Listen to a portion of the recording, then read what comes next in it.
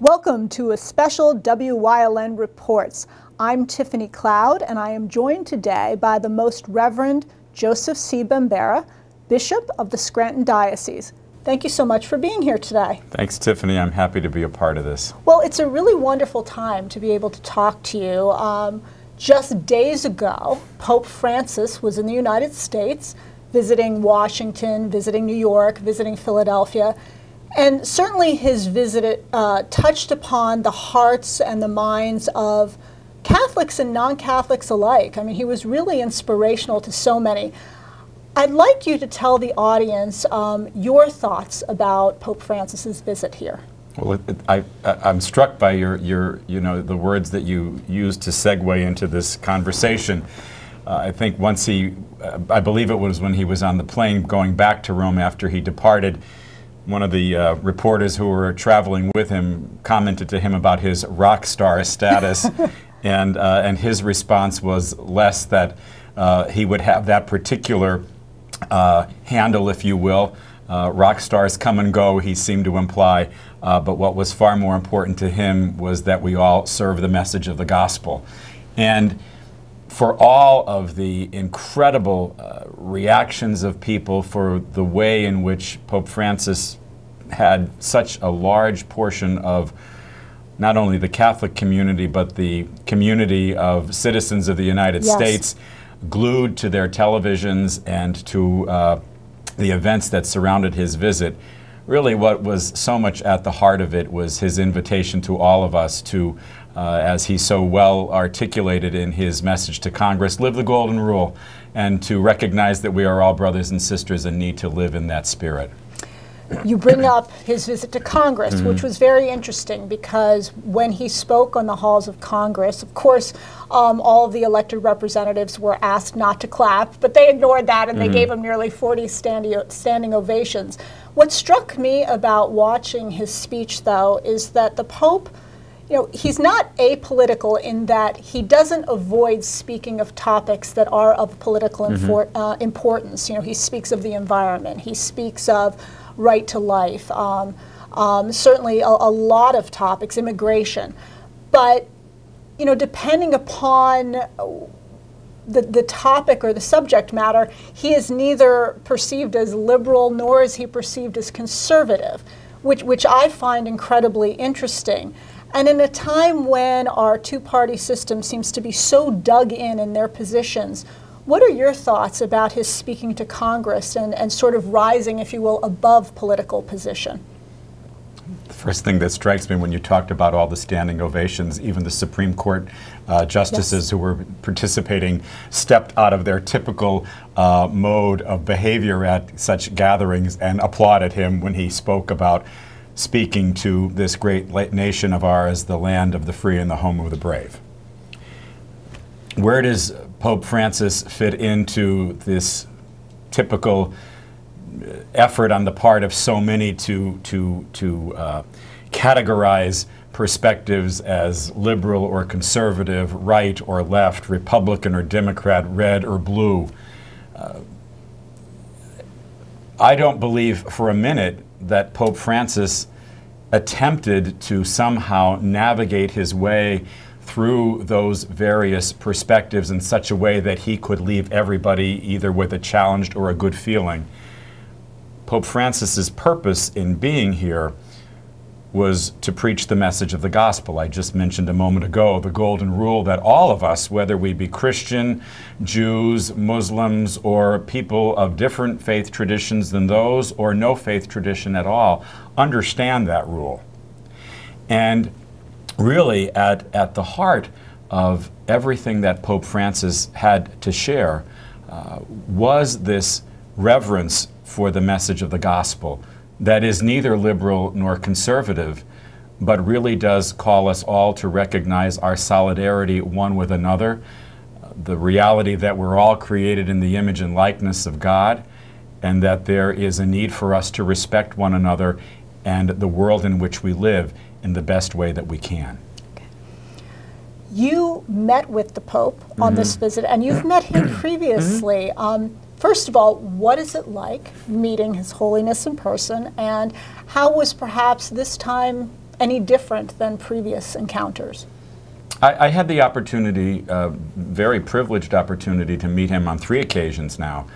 The first time that I met him was just a few months after he was installed as the Bishop of Rome, as the supreme leader of our church.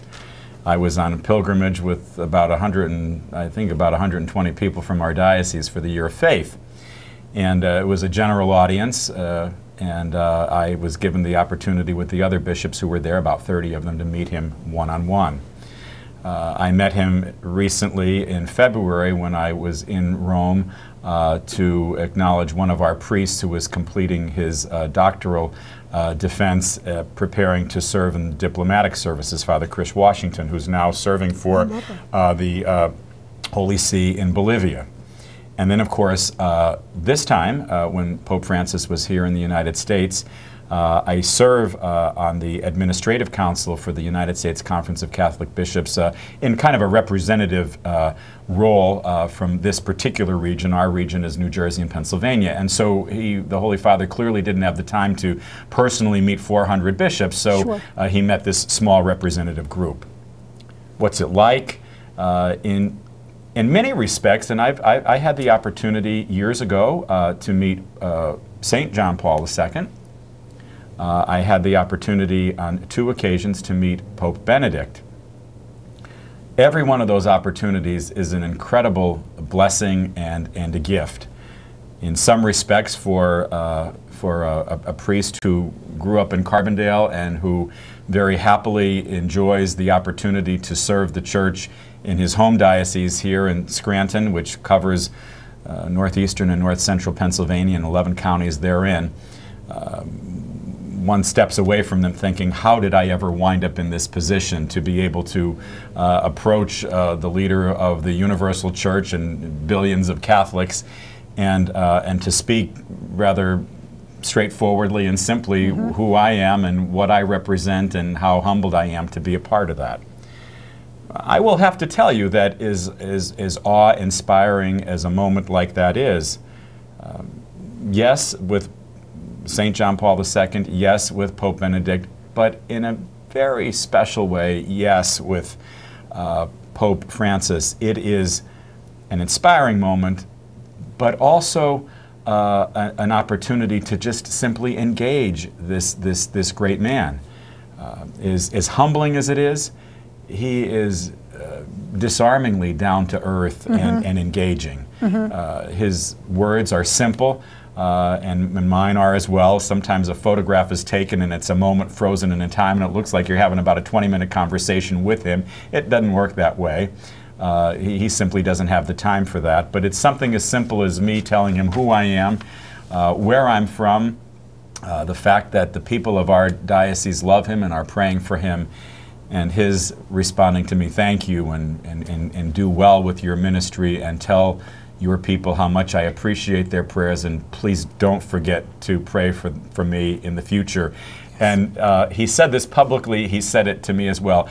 I really mean that. And I think he derives a whole lot of personal support and indeed a sense of peace from the prayers that he obviously knows are forthcoming from so many people throughout our world. When you talk about how he's an engaging personality, and what struck me as an observer from afar through the television set was just how he connected with the people when he was in his, for lack of a better term, his Pope Mobile, and he was going through the streets of these cities, Philadelphia, the last city he went through, how he was connecting and having people come right to him and kissing children and babies and people. And I certainly found that one of the more intriguing aspects of his visit, and I think that was something that I do believe was inspiring to Catholics and non-Catholics alike, that someone that wields such a position of importance allows himself to be so accessible. I think there's an interesting evolution, if you will, of Pope Francis from his role as Archbishop Jorge Bergoglio, Archbishop of Buenos Aires, to Pope Francis. if you've studied at all his background and his style of leadership in Argentina, there's actually probably one picture that many of us have seen on numerous occasions. It's a photograph that somebody took of him seated on a city bus. And he's just seated there in a suit like I have on, and looked like a raincoat or something there, and just very quietly looking straight ahead.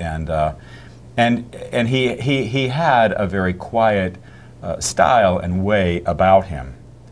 And many people who know him well, many people who had worked with him in South America, and even as even as a part of the College of Cardinals, would say that there was an incredible evolution in him. And he's responded to that he's been called forth to this particular role, and it's the power of the Holy Spirit working within him that really has prompted him to be much, much more demonstrative in his outreach to people than he appeared to have been when he was Archbishop of Buenos Aires. I say appeared to have been because I think he had a quieter demeanor about him, Sure. but he was always engaging people. Very often you'll hear references to what was he like when he was Archbishop of Buenos Aires, and the response has typically been from a number of different news outlets. Go to the people in the slums of Buenos Aires, ask them what he was like, and they will run into their homes and they will bring out pictures of him, baptizing their children or marrying them or being present to them at some moment of need. A lot of news reporters have talked about Pope Francis being politically savvy and having a great sense of how to play the media, how to really engage the people, not just of the United States but worldwide. I would suggest that when you said you're intrigued by him, I would suggest that he's not doing that. He's simply being who he is. Mm-hmm. And if you listen to his talks, whether it be in Congress or at the United Nations, in both of those in particular, from this recent trip, or even indeed his conversation with the U.S. bishops when he met with us at St. Matthew's Cathedral, where I had the opportunity Yes. to meet him. There are several points, words that stand out and are repeated by him time and time again, both in his conversations, his homilies, and in his writings. One of the words is dialogue. That was one of the words. Because I remember in the bishops, in his address with the bishops, Right. he used the word dialogue over about a dozen times. Dialogue and engagement. Yes. And both of those really, I believe, dialogue, engagement, and actually a sense of solidarity and relationality, all right? So when you use the example of him going through the crowds and engaging people and kissing babies and all those things that we sometimes typically associate with the classic politician who is a good, has a good skill at engaging people, I think underneath Pope Francis is less the need to somehow get our people to like him and to walk away from a visit like this saying, oh, isn't he wonderful? And much, much more to simply live those realities of dialogue, of engagement, of encounter, of solidarity one with another. They permeate everything. They permeate his recent encyclical on the environment. You'll hear many individuals reduce that encyclical, those who may not be all that appreciative of it, mm-hmm. and saying, well, what does the Holy Father have to say about climate change? He's not a scientist. What does the Holy Father have to say about nuclear power or things like that? He admits he's not a scientist. Well, he was a chemist before he was in the process mm-hmm. of his early days as a Jesuit priest. When he speaks about the environment, he speaks less about those particular dimensions of the climate that sometimes are that can create sparks between the traditional right and left. What he does is really, in that document, speak about a sense of solidarity of all of creation, Yes. the interdependence of it, and how we need to respect all of life. And when we think of that term, respect for life, our thoughts as Americans immediately go to respect for life in the womb, respect for the poor, respect for the elderly. He certainly embraces that. He's referenced that as well. But he talks about it in a much, much broader way. When we speak about the environment, what are we doing to create a sense of appreciation and respect for the poor? How are we creating a sense of solidarity with them when so often our world is divided by class, the wealthy and the poor? How are we creating an environment that allows for individuals to live freely and at peace? When we promote war and we go to war over oil, or we go to war over a whole host of things that really are not so significant when we look at the value of the human person, when we look at the gift of this created order that is ours to steward carefully, to use well and wisely, so that all of us as human persons and the rest of the created order can take our rightful place within this creation and live peacefully, harmoniously, and well. Well, and also you would probably agree with the fact that when you made the comparison of the politician working the crowd, which can often feel disingenuous Sure. to those of us watching, as opposed to when the Pope is truly engaging with the people and developing this dialogue with the people. I mean, it's not a far stretch to say that's really what Jesus Christ did. Sure. And so he's really just continuing the works and the actions and the behaviors of our Lord and Savior. Absolutely, absolutely. He challenged the bishops when he met with us to engage that sense of dialogue rooted in the gospel and the example of Jesus, to engage the people that we are called to serve, the people who approach us looking for some sort of direction and meaning in their lives. And he cautioned us to make certain that when we engage and when we dialogue, that we do so respectfully and not harshly. He used those words, not in a harsh manner. We are all on a journey. None of us have arrived. He would be the first person to say that. All of us are called to live our lives in a certain way, to embrace certain values as followers of Jesus and as Christians. How are we doing that? And in the process of that journey, how well are we respecting one another who seek the right way? There's another piece to this, too, that is so incredibly significant to Pope Francis in his papal ministry and in his vision for the Church. When he spoke at St. Peter and Paul's Basilica, the cathedral church of the Archdiocese, I was privileged with the bishops of Pennsylvania to join with Archbishop Chaput and the people of priests and religious and laity of the Archdiocese. That Mass was a kind of a local celebration. Okay. But the bishops of Pennsylvania were also, again, privileged to be a part of that. And he told a story that resonated very much with the people of Philadelphia. He talked about St. Catherine Drexel. We have a parish in our diocese in Pleasant Mount named after St. Catherine Drexel. She is a local saint, if you will. She died, I believe, in the 1950s. A religious sister, worked a great deal with Native Americans, did mission work here in our own country, Catholic education as well, and service to the poor. When she was carving forth her own vision for where she fit in to the church as a religious, many, many years before she died, decades before she died, and really made her mark in the church as such an incredible woman of faith.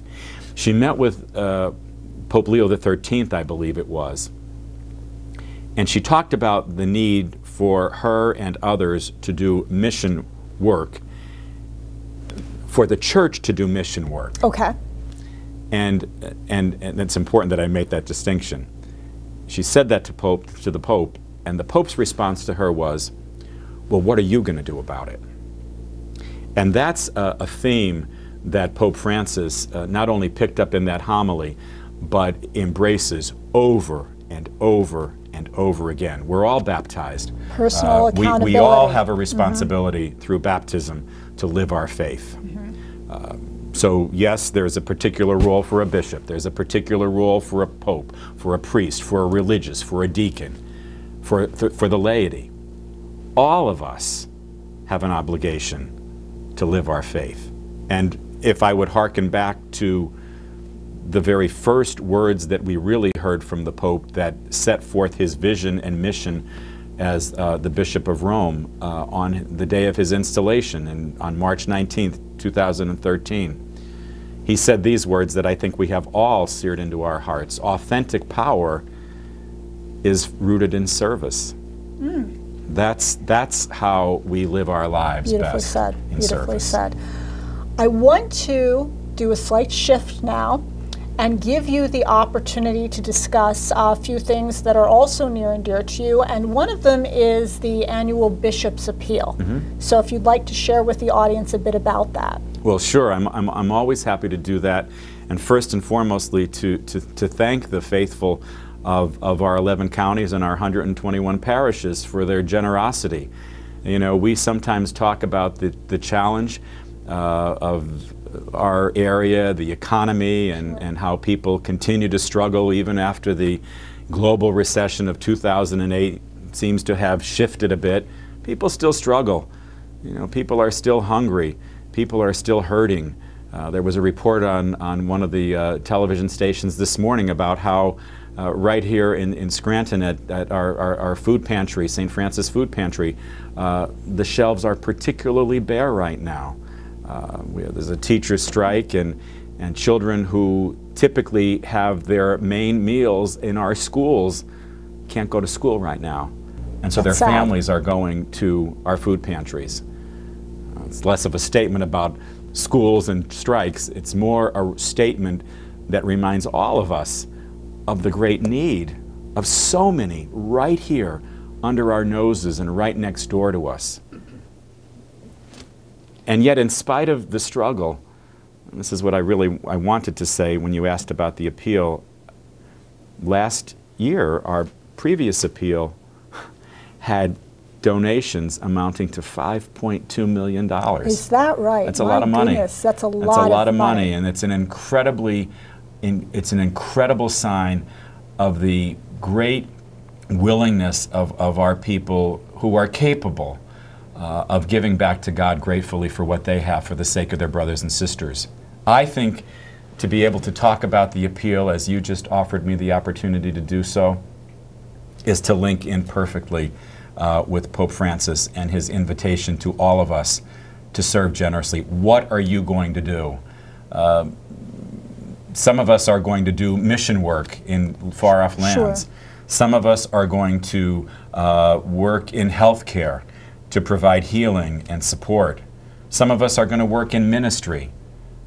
All of us have the opportunity to do something, even if it's someone reaching into their pocket to provide a few dollars for somebody that they don't know and will never see. It's the classic gospel story of the woman who offered just a few coins in the temple treasury, and Jesus says that she gave far more than anybody else. Right.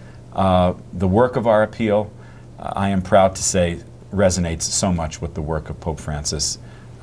It really does. Well, that's wonderful. I want to ask you one more question, which is, as Bishop of the Scranton Diocese, I would imagine one of your duties, and the duties certainly of all of the priests of the Scranton Diocese, would be to get more people back to church, perhaps Catholics who have ceased going to church, or perhaps to bring new people into the fold and into the arms of the Catholic Church. I'd like to hear a bit about how you intend to go about that and what your plans are for that for the upcoming year. I shared with our priests, we had a convocation gathering of about half of our priests the week before Pope Francis came to the United States. And I said to them, it's important for all of us to really seize this opportunity of the Holy Father being here. We won't have such positive press for a long time. And we all know that sometimes when the press taps on events in the church, that sometimes it's positive, more often than not, because it sells news. It's not. Right. It's life. That's okay. But in the process of sharing that with our priests, I said to them, let's not forget to remind our people, and I've done this through other news outlets and now through yours, that in reality, while we don't have the platform or perhaps the particular joyful charism of Pope Francis, the message that he preached in the United States is the same message that I have the opportunity to preach every Sunday morning. And every one of our priests and deacons has the opportunity to preach. It's a message of love. It's a message of welcome. It's a message of opportunity and second chances. It's a message of mercy. He's going to start this Holy Year of Mercy on December 8th for a whole year for us to focus on God's mercy and love. How do we fill our pews? When we live authentically what we preach. When I say we, I mean me. Okay. I mean our priests. I mean our religious. But I also mean our people. Because just as Pope Francis said in that homily, what are you going to do about it? You asked the question about what I intend to do to fill our pews. I'll work as best I possibly can with our clergy and religious. And I'll also, and am working through a variety of opportunities to tap the giftedness of our people like yourself, to recognize what your gifts are, to use them well and generously for the church, and to very simply, authentically live out what we preach. You know, I share this story oftentimes at confirmations. I just did one. I celebrated confirmation last night at Most Holy Trinity Parish in Cresco. And you know, there's a definition of confirmation. It's a sacrament in which the Spirit comes to us to, you know, in a special way to make us strong Christians and witnesses of Jesus. And what does it mean to be a witness? It means that somehow we live with integrity. It means that what I believe is reflected in how I live. A long time ago, probably before your time, when Catholics started to sing again in the church after the Second Vatican Council, I tell this story all the time. There was a song that was common. It was called, "They'll Know We Are Christians by Our Love." Maybe you've heard that song. I sometimes will tell the kids, I really never liked the song itself, but the words were pretty good. People should know who we are, not because we put our hands up and say we're Christians, or because we wear a cross as I do around my neck, or perhaps even you do. People should know who we are by how well we live, by how we love, by how we forgive, by how we work for justice. That's how we'll fill our pews. In closing, we have about 30 seconds left. I would like to really give you the opportunity to address the audience and just make one final plea for the bishop's appeal. I would actually certainly always be grateful for the generosity of so many individuals who continually and consistently support the good work of this diocese. But the bigger plea that I would have would be just to simply follow up with Pope Francis and to say, what are you going to do? How are you going to live your faith? And how are you going to make what you believe a reality in our world? Well, thank you so much, Your Excellency. I wish that you would pray for me, and I promise I shall pray for you. Thanks, Tiffany. And this is Tiffany Cloud for WYLN's Special Report.